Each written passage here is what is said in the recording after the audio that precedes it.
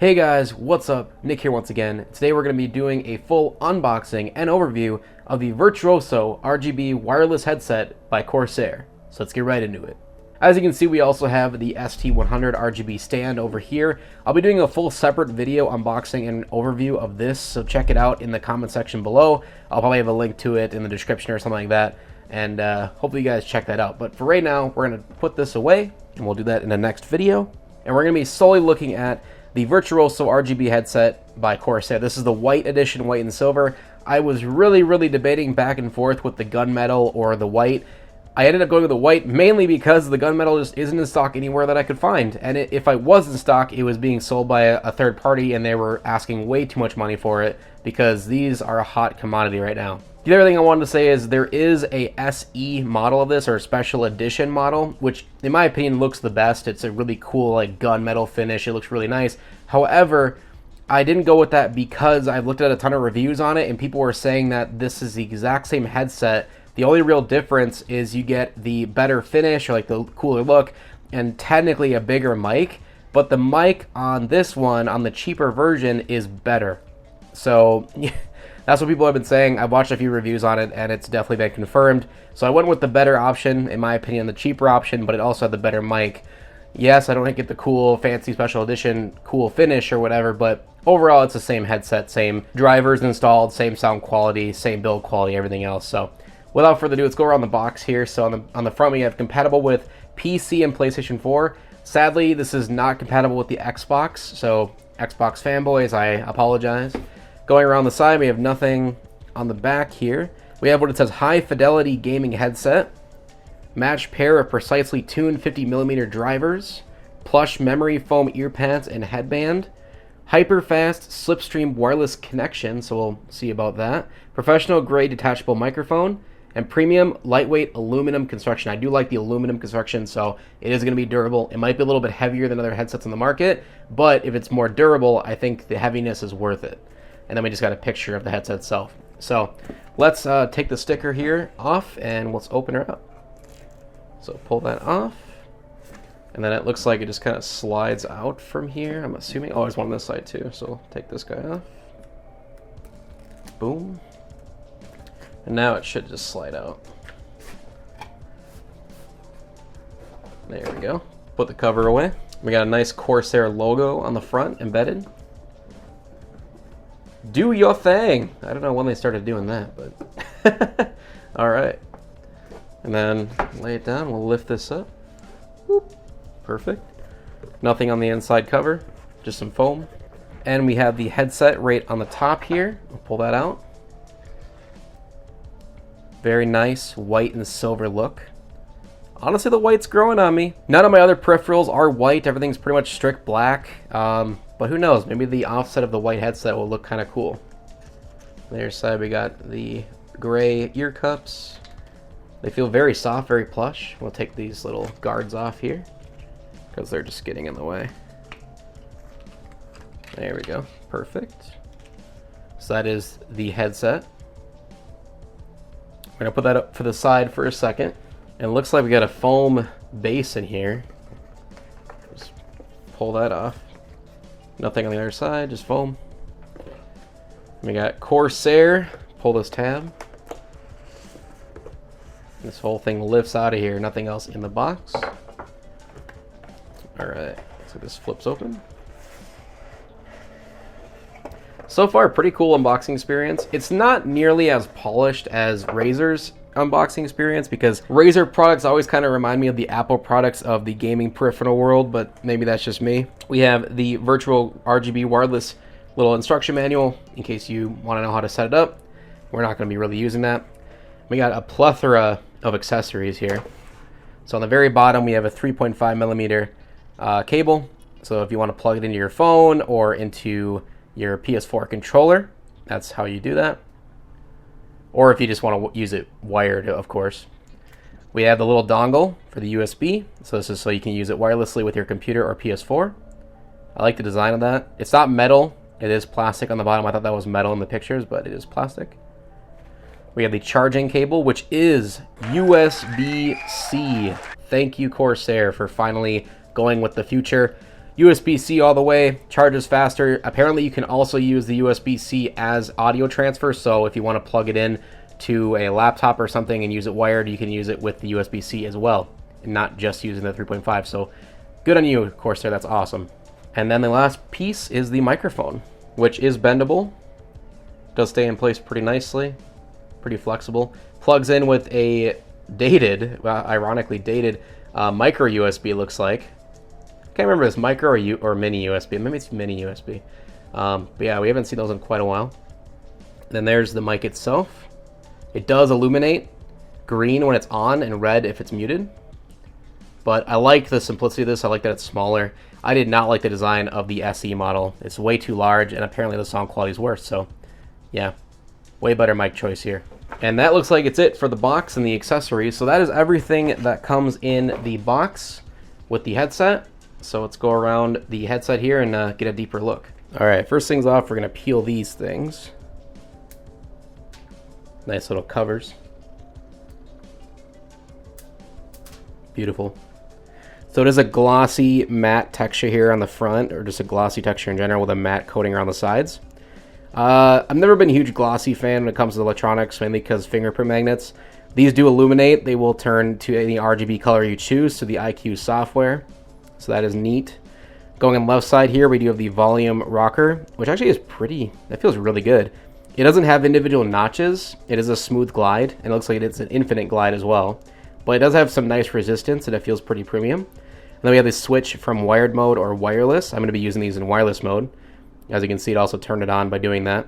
So there's your RGB effects for you. Very, very pretty.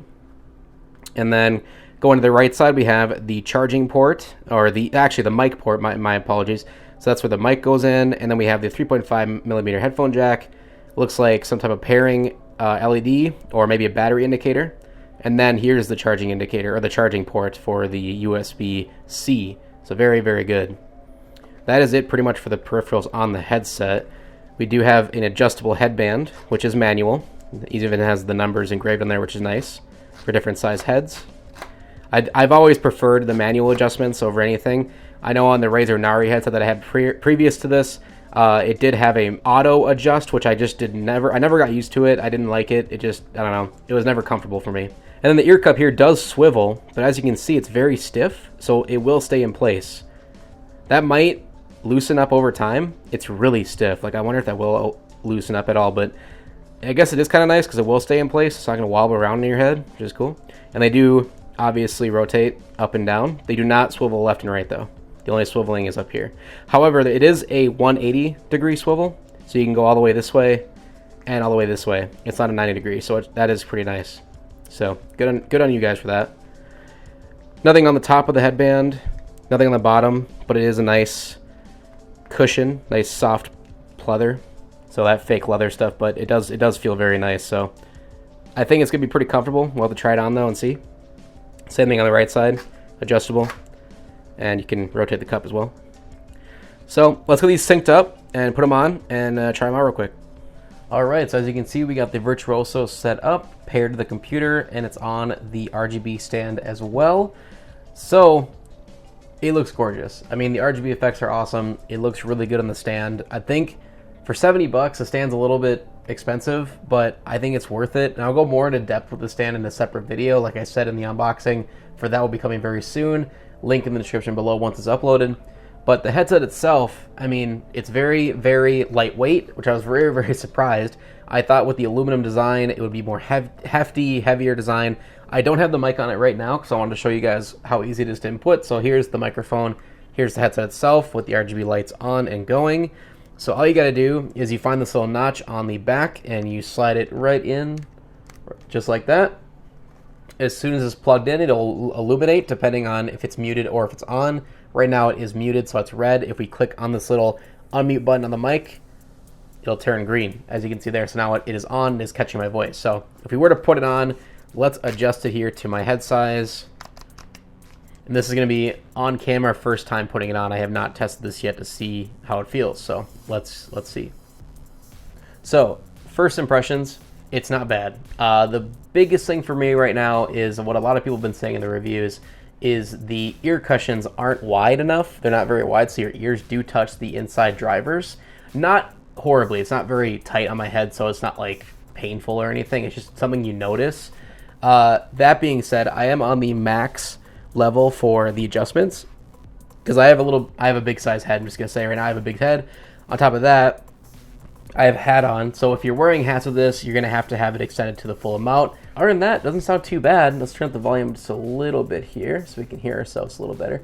Perfect. So direct monitoring is on right now with the headset, so I can hear myself through the mic. It sounds crisp, it sounds clear, it sounds very good. Definitely not disappointed by any means. Other than that though, other than the ear touching the drivers themselves, it's a pretty comfy headset. It doesn't feel like it's going to move very much. It's very lightweight, like I stated before. But really, that's all going to come down to personal preference and how long you use the headset in your usage. I live stream at twitch.tv/ThickThickLive, so go check it out if you want to see me live. So I sit for a long period of time using a headset, so it's going to be interesting to see what this will be like after a couple hours if it starts to wear on my head and have to get fatigue and all that stuff. And I'm usually wearing hats. So that's going to be very interesting, and we'll get more into that in the full review. This is more just a test and a first look. And we'll also do a quick mic test for you guys as well, because I know a lot of you will be wanting that. So let me just set up my recording software real quick. All right, and we are now recording with the Corsair headset. As you can tell, it's pretty crisp, it's pretty clear. I'm not getting any type of blownouts or any type of crackling from the gain being too high. It sounds pretty good. And for a gaming headset, this is like top notch by all means. I could honestly see people using this headset as a commentary headset, whether it's for video games or if it's for YouTube videos. I could see this being used as a legit headset for that. So that is basically the mic test for the Virtuoso. So let's turn the mic off and get to the rest of the video. All right, we are back, and I got to test out the headset a little bit more with sound. I listened to some music. I tested out some of the EQ settings in the IQ software, and we'll get into the software in a second. And I played a couple matches in Call of Duty just to see the differences in sound quality compared to my regular Sennheiser headset, which is wired. And honestly, I'm not blown away, but I'm pretty pleasantly pleased at the sound. Like, by all means, it's great. It's not bad.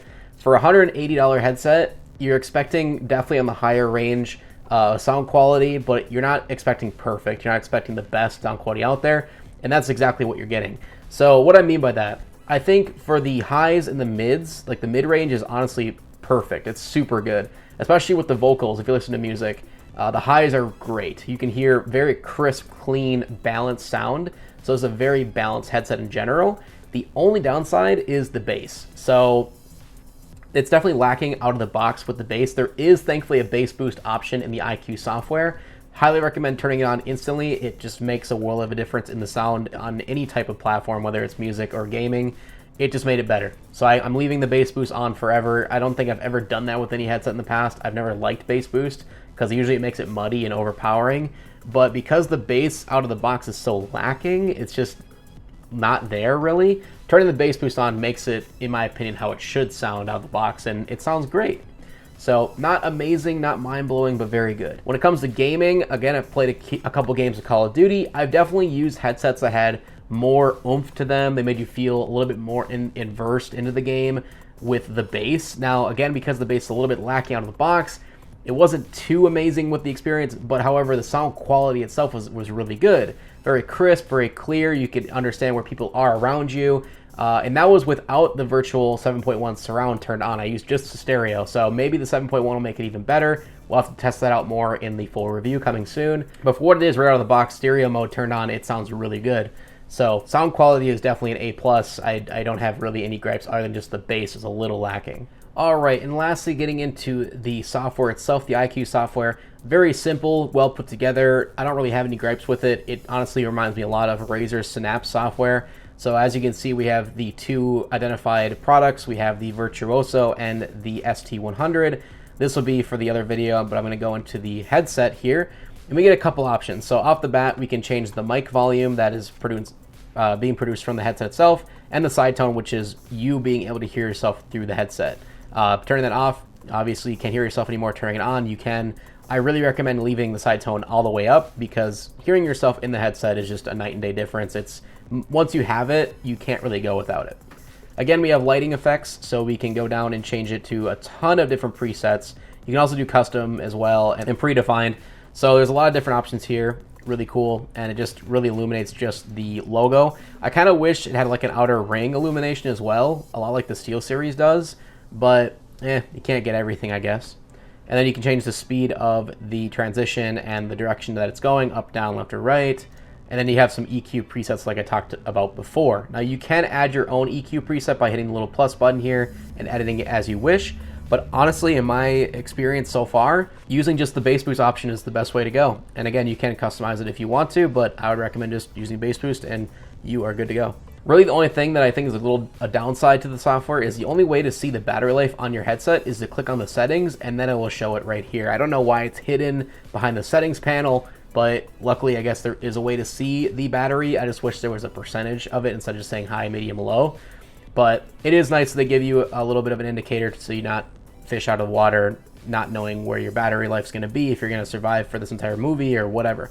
But that being said, that's where you find all of your options for the headset. You can turn on sleep mode, enable the LED or disable the LED if you want it for the microphone, all that good stuff, all right from the software. So very cool. So that's it, guys. Thank you so much for watching my video overview and unboxing of the Virtuoso Corsair wireless gaming headset. Please be on the lookout for my full video review coming soon for it after I get a couple weeks to get to test it out really and use it through all of my little tests here and there. And I want to give you guys a full unbiased take on if you should get this headset or stay away. So with that, leave a like, show your support as always, guys. If you haven't already, subscribe so you don't miss the next one, and we'll see you later. Peace.